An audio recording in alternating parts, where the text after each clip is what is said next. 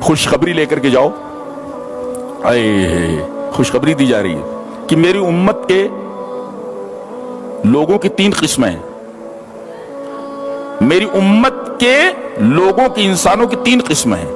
ایک ظالم لنفسہ، ایک مقتصد، اور ایک سابق بالخیرات. تینوں کی تینوں جنتی ہیں. جی ظالم لنفسہ کسے کہتے ہیں؟ سن لیجیے. ظالم لنفسہ کہتے ہیں کہ واجبات میں کوتاہی کرے. جیسے نماز کبھی پڑھ لیا، کبھی نہیں پڑھا، چھوڑ دیتا ہے. روزہ کبھی رکھا نہیں رکھا، زکات دیا نہیں دیا. تو فرائض اور واجبات میں کوتاہی کرے ایک، اور کچھ حرام کام بھی کر لے، جیسے زنا ہو گیا، چوری ہو گئی، کچھ اور کام ہو گیا. تو واجبات اور فرائض میں کوتاہی کرے اور کچھ محرمات کا بھی ارتکاب کر لے، کچھ حرام چیزیں بھی اس سے صادر ہو جائیں، تو یہ ہے ظالم لنفسہ، اپنے نفس پر ظلم کرنے والا. دوسرے نمبر پر کون ہے؟ مقتصد، میاں نہ رہو. یہ کون ہے؟ جو فرائض اور واجبات کو ادا کرتا ہے، ٹھیک ہے، اور حرام چیزوں سے بچتا ہے. لیکن کبھی کبھی ایسا ہوتا ہے کہ واجبات کی ادائیگی کے ساتھ نوافل نہیں ادا کرتا. مثلا روزے تو رکھتا ہے مگر 11 مہینے کسی دن روزہ نہیں رکھتا، یعنی نفلی روزے نہیں رکھتا. زکات دیتا ہے مگر صدقات نہیں کرتا. نماز پڑھتا ہے مگر کبھی کبھی علی وجہ الاکمل اس کو نہیں پڑھتا. علی وجہ الاکمل کا مطلب کیا ہوا سمجھے؟ حضرت حذیفہ نے دیکھا کہ ایک آدمی نماز پڑھ رہا ہے اور لا یتم رکوع ولا سجود، رکوع اور سجدے برابر نہیں کر رہا ہے. جب وہ نماز پڑھ چکا تو بلایا. فلما قضى صلاته، جب اس نے اپنی نماز پوری کر لی تو بلایا. تو حضرت حذیفہ نے کہا کیا کر رہے تھے؟ بولے نماز پڑھ رہا تھا. بولے ما صلیت، تو نے نماز نہیں پڑھی. دیکھو نماز پڑھ رہا ہے وہ، مگر حضرت حذیفہ کرے تو نے نماز نہیں پڑھی.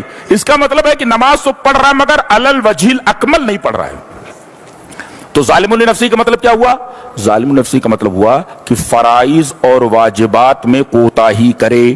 کبھی نماز چھوڑ دے، کبھی روزہ چھوڑ دے، کبھی کچھ، کبھی کبھی حرام چیزوں کا ارتکاب کر لے. یہ ظالم لنفسہ. اور دوسرے نمبر پہ مقتصد، میاں نہ رہو، واجبات اور فرائض کی ادائیگی کرتا ہے مگر کبھی کبھی علی وجہ الاکمل نہیں کرتا، حرام چیزوں سے بچتا ہے، ہاں نوافل وغیرہ نہیں کر پاتا. یہ مقتصد ہے. اور تیسرے نمبر پہ سابق بالخیرات، بھلائیوں میں سبقت کرنے والا، فرائض اور واجبات کو علی وجہ الاکمل کرتا ہے. نماز بھی اچھی طریقے سے ادا کرتا ہے اور نفلی نمازیں بھی پڑھتا ہے، نوافل بھی پڑھتا ہے. روزے رکھتا ہے، نفلی روزے بھی رکھتا ہے، زکات دیتا ہے، نفلی صدقات بھی کرتا ہے. تو یہ سابق بالخیرات. اللہ فرما رہا ہے جنات عدن یدخلونہا، ان تینوں کو جنت میں ڈالا جائے گا. لیکن کیسے؟ ظالم لنفسہ یغفر لہ، اسے معاف کر دیا جائے گا، یا سزا دے کر اسے جنت میں ڈالا جائے گا.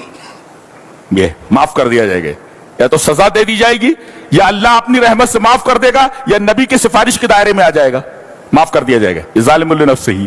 اور دوسرے نمبر پہ مقتصد ہے، اس سے آسان حساب لے کر چھوڑ دیا جائے گا. خلل سے، ٹھیک ہے، نکل لے، نکل، جنت میں چلا جا. فرائض کی ادائیگی کر لی ہے نا، ٹھیک ہے، کمیاں تھیں، آسان حساب ہے. یحاسب حسابا یسیرا، یہ دوسرا جو ہے مقتصد. اور تیسرے سے کہا جائے گا کون؟ سابق بالخیرات، یدخلون بغیر حساب، جنت میں بلا حساب داخلہ. یہ 3 قسمیں ہیں، تینوں جنت میں جانے والے ہیں. لہذا یہ آخری قسم اگر نہ بن سکے تو کم سے کم بیچ والے تو بنے مقتصد، کہ ہلکا سا سوال کیا جائے، حساب لیا جائے اور آپ کو چھوڑ دیا جائے. وہ پہلے والے ذرا خطرے میں، کبھی کوٹائی ہونے کے بعد اندر کوٹے کتنے جائیں گے یہ پتہ نہیں نا. یہ تو مسئلہ ہے. جنت میں جانا مگر کوٹائی کے بعد جانا.